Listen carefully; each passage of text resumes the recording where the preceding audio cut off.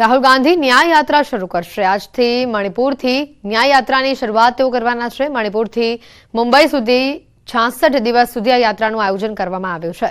15 રાજ્યો અને 110 જિલ્લામાંથી પસાર થશે ન્યાય યાત્રા। 6700 કિલોમીટર ન્યાય યાત્રાનું આયોજન કરવામાં આવ્યું છે। ગુજરાતમાં રાહુલ ગાંધીની યાત્રા 5 દિવસ સુધી ચાલશે। આદિવાસી મત બેંકને ટાર્ગેટ કરવાનો પ્લાન છે। 7 જિલ્લા અને 5 લોકસભા વિસ્તારને કવર કરવાનો પ્લાન છે। ગુજરાતમાં 445 કિલોમીટરની આ યાત્રા રહેશે।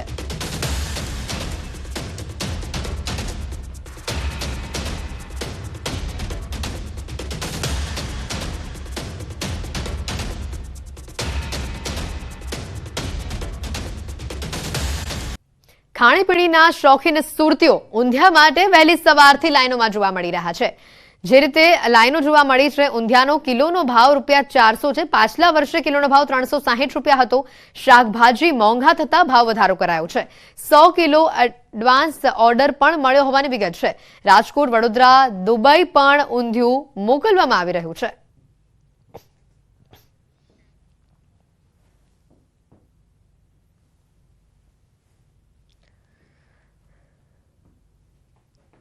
તહેવાર એટલે કે ઉત્તરાયણ અને ઉત્તરાયણને દિવસે સુરતીઓ પરિવાર સાથે ધાબા ઉપર પતંગ તો ચગાવતા હોય છે, સાથે સાથે સુરતી ઊંધિયાની જાયફત પણ માનતા હોય છે।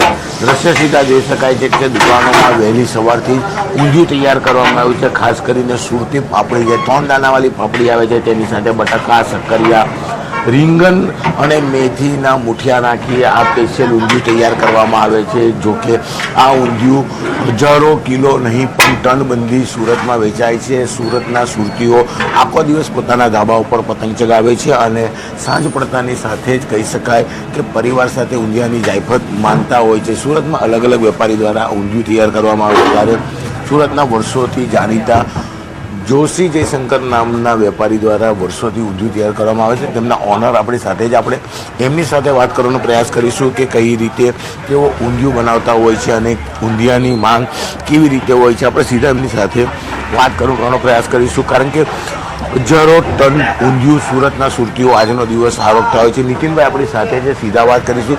કાકા, સૌથી પહેલાં તો ઊંધિયું કેવી રીતે બનાવો છો અને કેટલી ડિમાન્ડ આજના દિવસે? આ ઊંધિયામાં ખરેખર આજે ઉત્તરાયણના દિવસે સુરતીઓ ખૂબ જ પ્રમાણમાં, મોટા પ્રમાણમાં ઊંધિયું ખાતા હોય છે। હવે તો અત્યારે ઘણી દુકાનો સુરતમાં થઈ ગઈ છે। લોકો સોસાયટીઓમાં પણ રસોઈયાને બોલાવીને ઊંધિયું બનાવે છે, તો આજે સુરતમાં હજારો કિલો ઊંધિયું ખવાઈ જશે। અમારે ત્યાં અમે જે સુરતી ઊંધિયું જેને કહેવાય કે પાપડી, બટાકા, રીંગણ, શક્કરિયા, રતાળુ અને વિવિધ ભાજીમાંથી બનેલા મુઠિયા, આ ઓરિજિનલ સુરતી ઊંધિયાની વસ્તુઓ છે।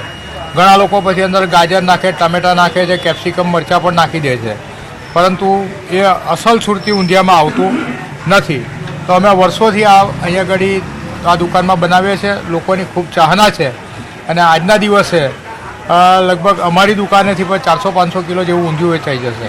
આ વર્ષે મોંઘવારીની વાત કરવામાં આવે, ઊંધિયું મોંઘું થયું છે, તે છતાં પણ અસર ગ્રાહકી પર કેવી? અત્યાર લગી તો કોઈ મોંઘવારીની અસર દેખાઈ નથી।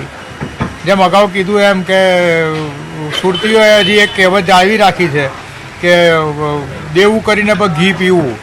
એમ સુરતીઓ ઘણી વખત દેવું કરીને પણ ઉત્સવો તો ઉજવતા જ હોય છે અને મોંઘવારી તો આ શાકભાજીની માવઠાની જે અસરો છે એને કારણે થોડી ઘણી મોંઘવારી વધી છે શાકભાજીમાં ને એમાં, એને કારણે 40-50 રૂપિયા સુધીનો ભાવ વધારો થયો છે।